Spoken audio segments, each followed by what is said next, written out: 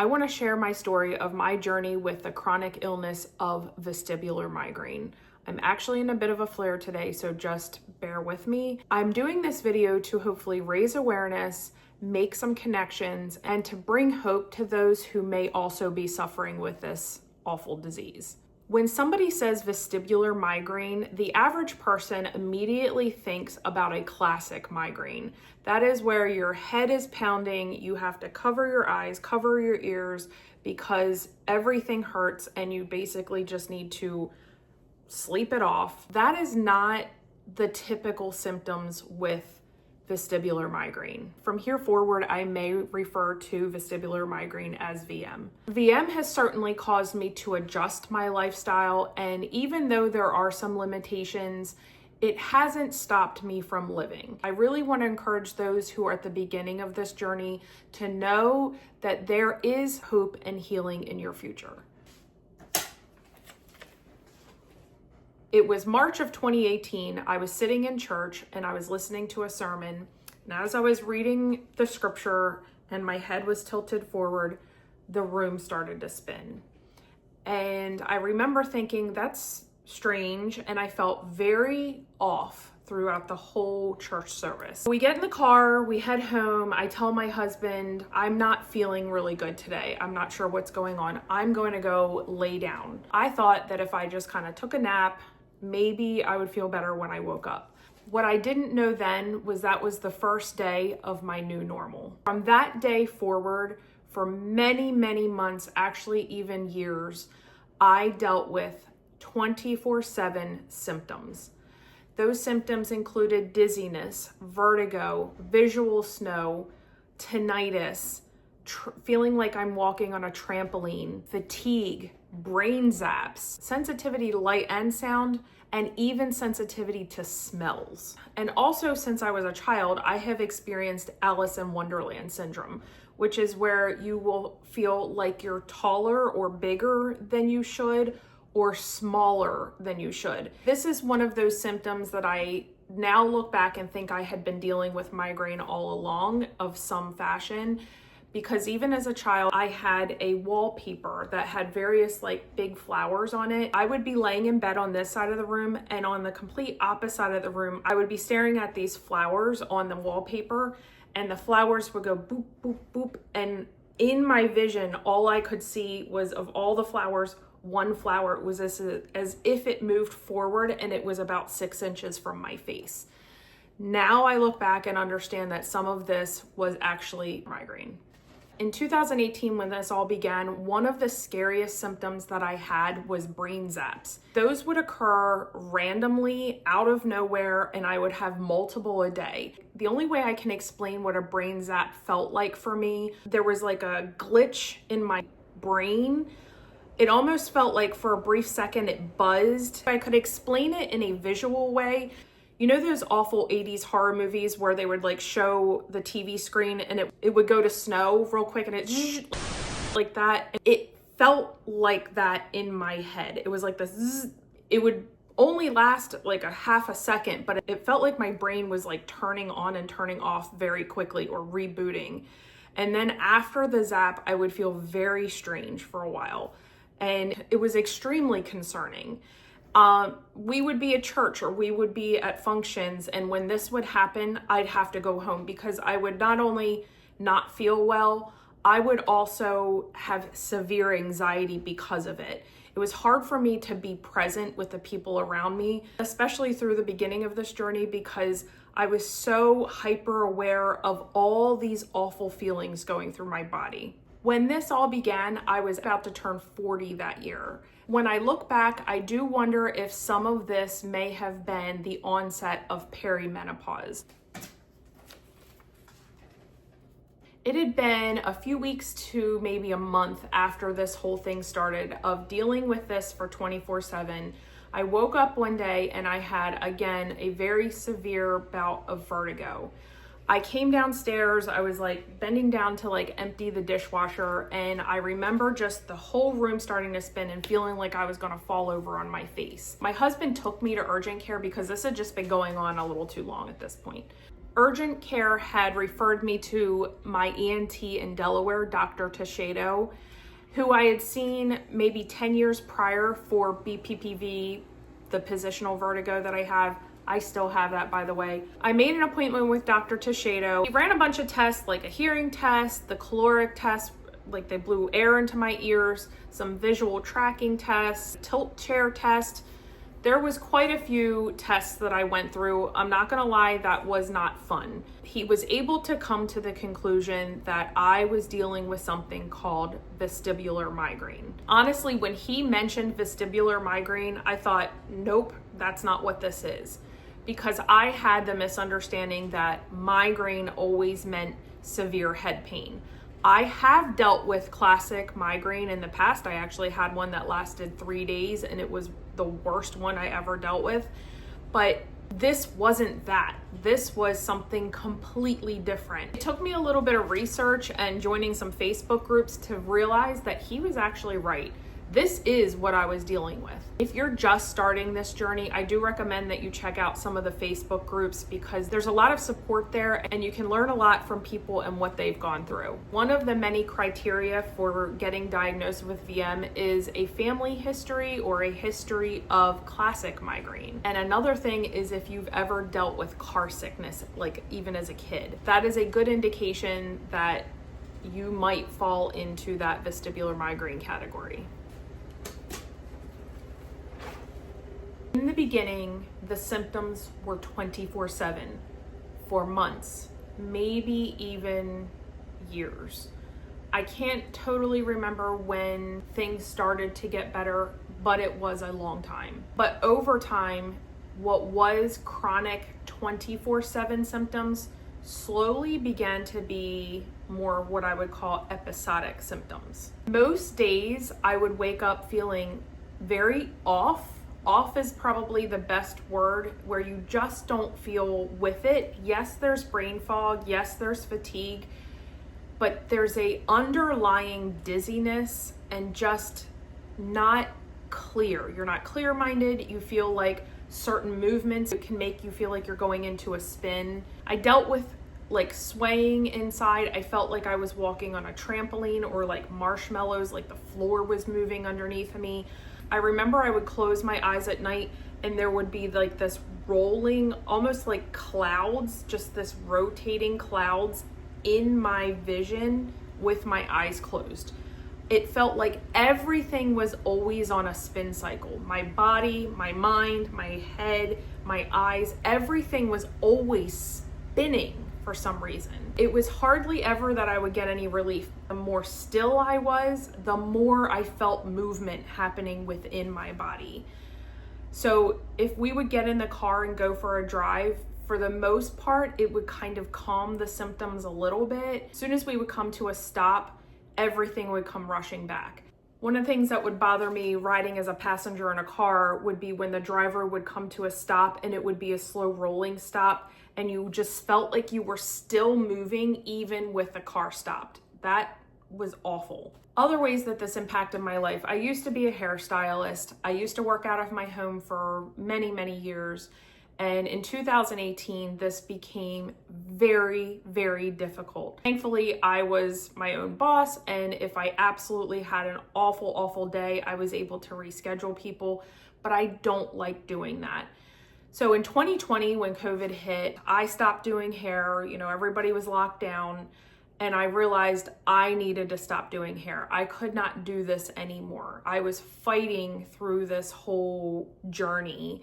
And to stand there and do hair and talk to people and lean forward to like wash hair in a sink, it was all I could barely do to stay upright. It was awful. Even though I've come so far since 2018, I feel like it would be very difficult for me to have a job outside of the home.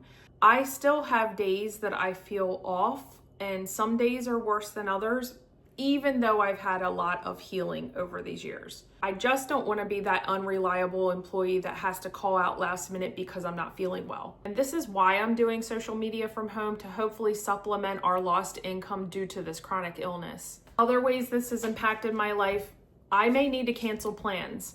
There are times that we will have something planned to go out to dinner with somebody or go to a birthday party or have people here to our house, and I have to cancel because it just happens to be a day that I'm in a flare. Mentally, it's been taxing with many bouts of anxiety and depression and even just frustration with myself. I do have a very supportive family, but most don't really understand what I go through. My brother was diagnosed with VM a few years after me, after a severe bout of vertigo that landed him in the hospital. He went through a bunch of testing. He also didn't believe it at first that it was vestibular migraine because he wasn't dealing with the classic migraine symptoms either. But going through testing, come to find out he also has it. My brother and I do talk about it because we both understand what each other's feeling. So that's helpful, but it's also awful to see somebody else going through it. There were so many times we would be at a social gathering and I'd just be trying to push through. I had to fake feeling good. I had to put on a smile, even though everything inside of me was going haywire. My mind was going haywire, my vision was going haywire, and I would just try to put on a smile and try to push it down. It was such an isolating time because no one around me really knew what was going on inside of me. I had to constantly feel like I was faking being well. It was exhausting to even tell people that I wasn't feeling well or I was dizzy and I needed to go lay down. I would have this massive guilt for having to remove myself from a social gathering because of my symptoms. Guilt and the frustration was just added on top of all the other symptoms I was dealing with. And even with a supportive family, I would still feel very isolated. When I was diagnosed with VM, I was prescribed topiramate or Topamax. And after doing some research, I just didn't feel comfortable taking it. There are some side effects, and I have heard kind of both ends of the spectrum. It's helped a lot of people, and I've heard other people say it just didn't work for them at all. And I have a bit of health anxiety to begin with. I was really struggling with the decision of whether I would take it or not. My understanding with a lot of people is you don't feel better, you might even feel worse at first for a period of time before you start to feel better. I ultimately decided I was not going to take it. Another thing my doctor gave me was a list of common food triggers for migraine. You can pause and read this if you'd like. The highlighted ones were the ones that I was regularly consuming. Also, 2 books I would recommend if you're just starting out on this journey is this Heal Your Headache, the 1-2-3 program, and then Victory Over Vestibular Migraine. And a lot of people who have dealt with vestibular migraine all recommend these. Now I have my diagnosis, I have the information that I need at my hands, and it was time for me to become proactive in trying to heal this. The first thing that I did was begin to track every single thing that I was eating. I did my best to eliminate as much as I could from this list. I would write down everything that I ate, and then I would also write down how I was feeling that day. So if I felt maybe 50% of the day I wasn't feeling good, I would write 50%. If I was feeling awful that day, it might have been a 10 or 15% because maybe it was just worse. But if I was having a better day and I was like, actually, I functioned pretty good, wasn't feeling great, maybe it was a 60 or 70% that day. And what I was able to see over time was that there was beginning to be less days of the really bad days and more days of the somewhat better days. It was a process, but the fact that I could start to see a trend because I kept track from the beginning helped encourage me to keep going and to have hope that it was going to get better. Another resource that's very helpful, by the way, is to follow the Dizzy Cook. She's on social media and YouTube. She shares a ton of recipes that are migraine friendly. As I said, over a period of time, I started to feel better. And I remember starting to have days that I would consider normal. What was strange about that was because I had such a long time of not feeling normal. The normal day, a day where you feel clear, you're not dizzy, would feel strange to me. What had become my new normal is starting to go back to what an actual normal would be. So I would begin to have a day here or there where I was like, oh, like I actually felt pretty good all day. I might have had a little episode in the morning or at night, but I would have like clarity through the day and not so dizzy. And slowly they began to get closer together. I'm happy to say that the good days far outweigh the bad days.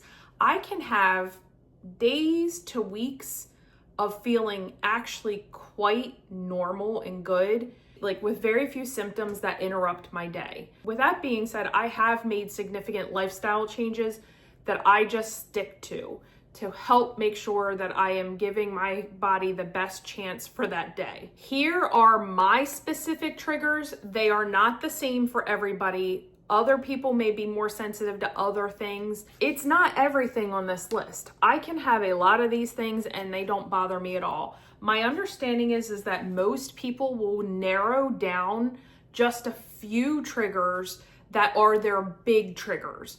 Much like an allergy, if you're at your threshold, some of the things that might not usually bother you might push you over the edge. So understanding that, I believe it was in this book that discussed thresholds, it's very important to understand that if you subject yourself to these things that are triggers over and over, you're going to push yourself over the edge. But if you are limiting some of these things, having something here and there might not actually cause you to go into a tailspin. For me, my specific triggers are caffeine. I don't drink any caffeine. I used to love coffee. And for a long time, I realized I felt funny after having coffee. I don't do coffee. I don't even do decaf because even decaf bothers me. Other people may be okay with it, but for me, I stay away from it completely. That's the same thing with any sodas that have caffeine, anything like that. I'm very careful about that. I do love my chocolate though. I love chocolate and it can be a very big trigger for people. For me, I try to spread my intake of chocolate apart so that it doesn't put me over the edge, but in general, I do okay with it. You will see freshly baked goods as a trigger, and I believe most of that is because of the yeast in it. I was making homemade bread for a while there, and it was just 3 ingredients: water, flour, salt, and yeast. And I found after having it for a few days, it made me go downhill real fast. They usually tell you that with freshly baked items, it should be over 24 hours since it's been baked. If I were to make homemade bread from home, I would definitely wait for probably a day or two before I'd consume it. I don't drink any alcohol, but even before this, I rarely ever did, but it can be a massive trigger for people. But one of my biggest triggers for me, I have found out the hard way, is smoked food and smoke. My husband loves to smoke meat on his smoker. He makes brisket for the family and pulled pork and things like that, and everybody loves his food. And unfortunately, I can't have it. Every single time I would have smoked food, the next day, it wouldn't hit me right away. It would be the next morning, I would wake up with room spinning vertigo. And I finally made the connection that was one thing that was bothersome for me. And even just recently, within this last year, I figured out that just smoke, like campfire smoke, or even the smoker smoking, because I love the smell of the smoker smoking. It smells like a campfire to me. Just the smell of it will put me over the edge. Thankfully, I'm not around a lot of people that smoke cigarettes, but I would assume that would be the same thing. We had gone to a hotel not that long ago, and it had a casino in the bottom, and we walked through the smoke, and I immediately did not feel very good. And so I think smoke in general is a problem. We had a deck fire almost a year ago. Thankfully, nobody was hurt. There was very minimal damage, and we were able to put the fire out, but just being around the smoke caused me to have severe vertigo the next day. I'm about to give you my list for what I keep in my VM tool belt. These are the things that have helped me tremendously. Never did prescription medication. I just strictly changed my lifestyle, eliminated the things that were triggers, but when I go into a flare, these are my go-to, and I highly recommend you add this to your arsenal of things to help you when you're in a flare. Number 1, drink your water. Make sure you are not dehydrated. Now, with that being said, a lot of people in the VM community get really frustrated by people who talk about drink your water, because a lot of people think, well, if you drink your water, it should be fine. And that's not the case. That's very much not the case. If you are dehydrated, you're just asking for trouble. So first and foremost, make sure you are drinking your water. I keep my water on me 24/7. I go nowhere without this thing. And I try to drink at least 2 of these a day. I could probably drink more. Make sure you are not dehydrated. Second thing that I do is I take a Claritin. For me, it helps a lot. It may not help you, but for me it does. As far as like Dramamine or Meclizine, from my understanding, that is not recommended for people with vestibular migraine. It might help the average person who's dealing with car sickness or just a little bit of dizziness, but for those of us who have chronic vestibular migraine, it doesn't really help and sometimes can make it worse. Next thing I do is I take a ginger chew. These are the Chimes ginger chews. I get them off of Amazon. I keep these on me wherever I go. They're in my purse, they're in my car, they're in my husband's truck. I don't go anywhere without one of these. This alone is not gonna fix anything, I promise. But that coupled with other things might be helpful. And I don't use it just because of nausea. My nausea comes and goes. It doesn't necessarily go with whether I'm feeling dizzy that day or off. For me, it's not used just for the nausea. I will use it for the migraine. And when I take a Claritin and I take a ginger chew, it can often help kick it out. Most of my symptoms usually start in the morning. I can tell if it's gonna be a rough day when I go to empty the dishwasher, when I lean forward, if I feel off or dizzy. One of the symptoms for me is also that scalp tenderness. It tends to usually be on the top of my head, almost like I'm wearing a bun today, almost like you've had a hair tie-in for too long and your scalp hurts, like your hair hurts, if that makes sense. When I'm in a flare, the top of my head will get very sensitive, even if my hair was not up in a bun.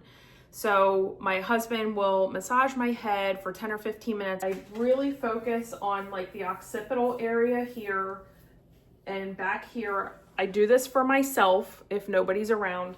I massage my neck here, down my shoulders here, back behind my ears, the top of my head, my temples. That helps with your vagus nerve stimulation and the blood flow to your scalp and your brain. For me, it can be game changer for my whole day. Just to recap, my very first go-to is drink water, take a Claritin, eat a ginger chew, and ask my husband to massage my head, my scalp, and my shoulders. If I find that those few things haven't helped and things just continue to progress downhill, I have a few more things that I do. I have an ice cap. I will put on this ice cap, which is not very pretty, but you put this on your head. It's frozen. I keep it in the freezer all the time, and it's got these little ice packs in it.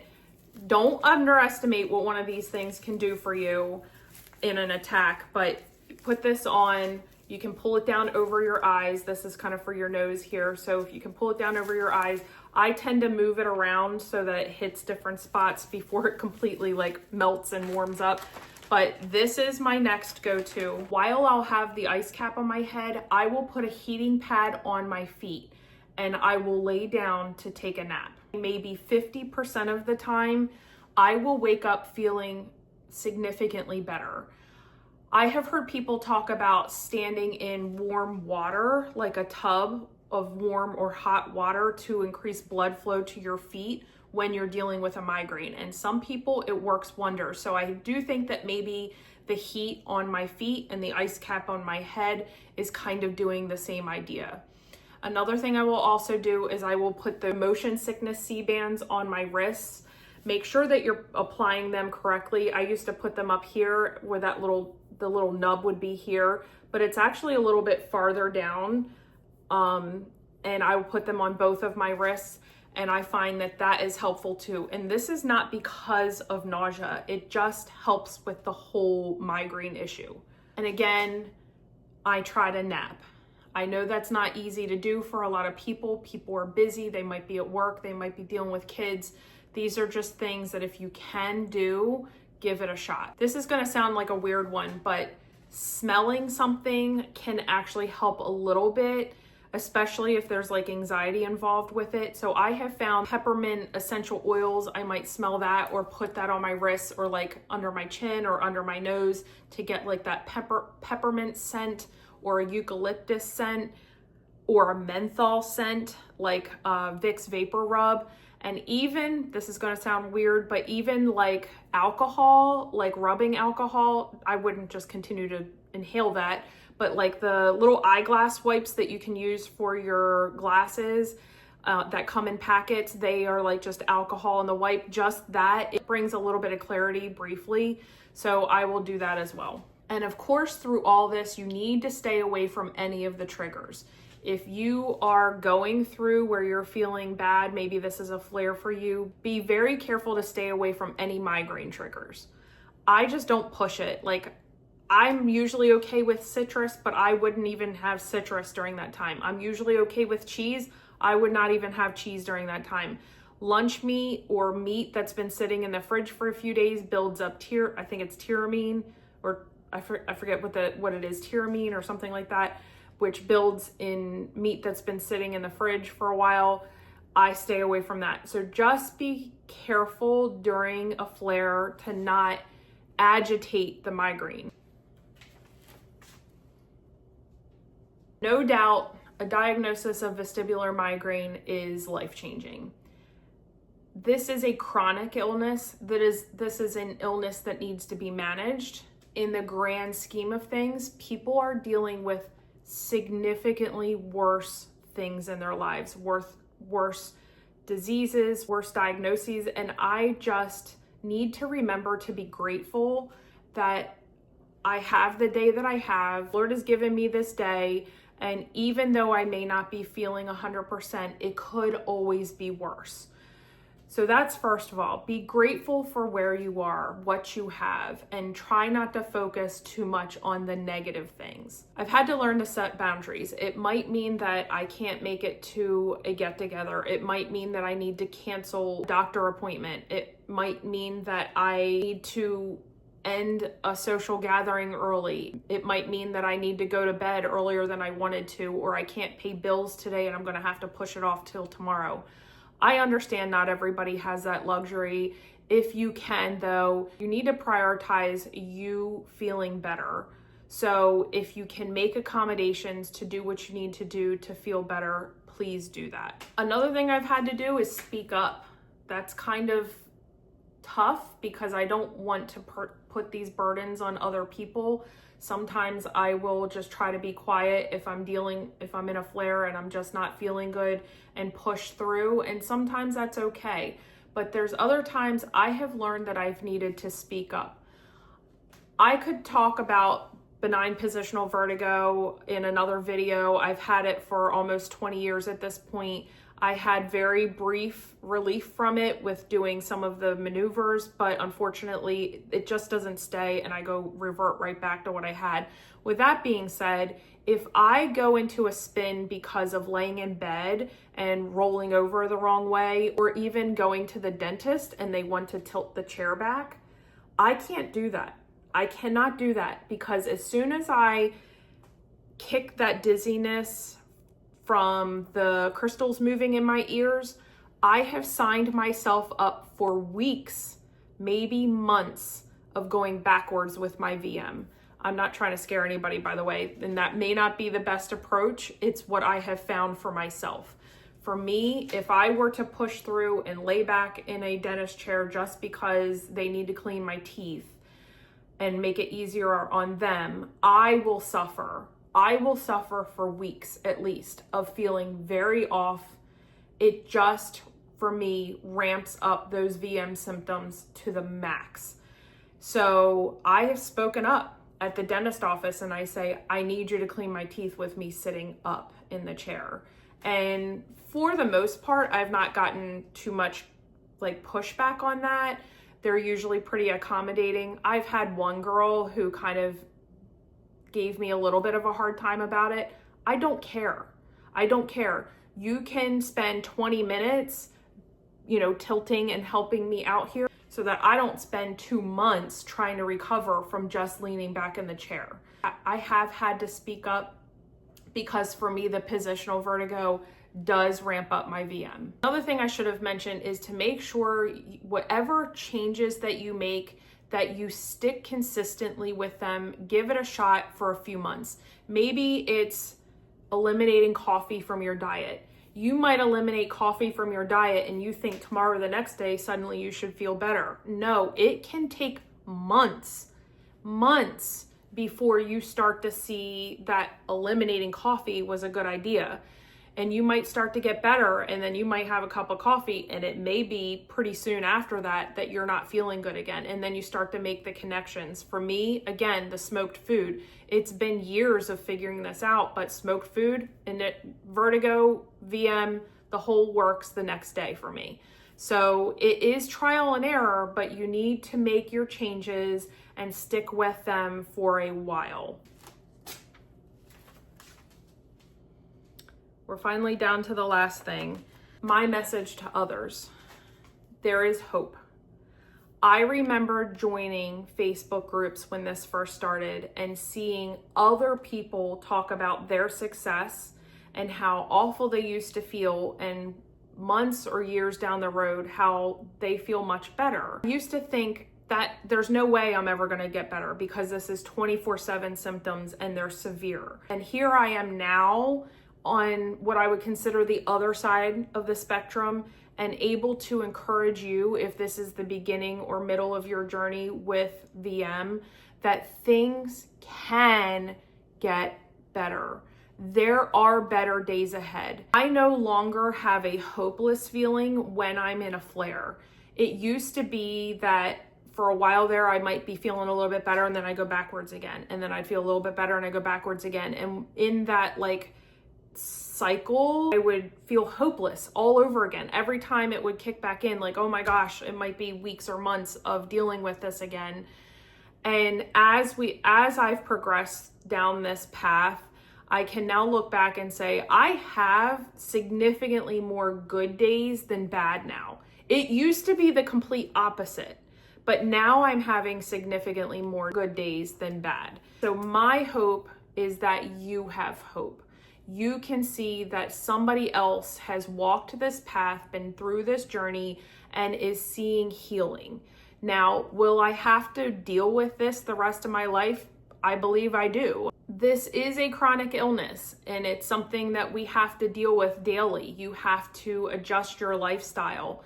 But over time, you can see healing, and you can see that there are more better days, more good days than the bad days. My advice is have hope and be grateful. My other advice is to make sure that you have seen a doctor, an ENT or a neurologist, and also to read these books. Definitely check these out. If you've never heard of them, these are very, very informative and also encouraging. Join a couple Facebook groups and see what's working for those people. And also to be support for other people, because maybe you're a little farther down the path and you can be encouraging to those people. That's why I'm making this video, so that others can see that there is hope. I've shared with you my journey about finding out that I had VM and the things that have helped me and the things that are my triggers. Now I want to hear from you. So tell me about where you are in this journey. Why are you here? Why are you with this video and listening to me ramble on this long? Share with me. I would love to know how we can encourage each other, how we can lift each other up in these circumstances and support each other. I can't even think. This is one of those, my brain can't think right now. I'm trying to say these words.